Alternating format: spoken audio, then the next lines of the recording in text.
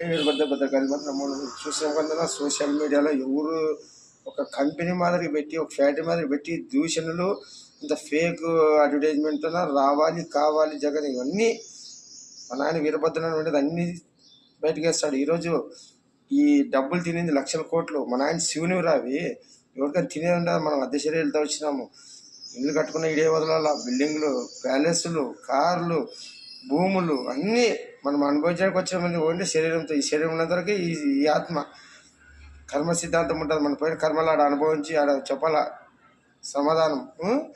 ఇప్పుడు ఇన్ని పాపాలు బయటకు వేస్తున్నాడు. మీరు వ్యవస్థని తప్పించుకోవచ్చు, మన ఆయన వీరభద్రం తప్పించుకోలేరా. దుష్ట శిక్షణ శిక్ష రక్షణ చేస్తాడు. కర్మ సిద్ధాంతం నడుస్తుంది. వెంటనే పనిష్మెంట్ ఉంటాడు, వడ్డీతో సహా తెలిసాడు.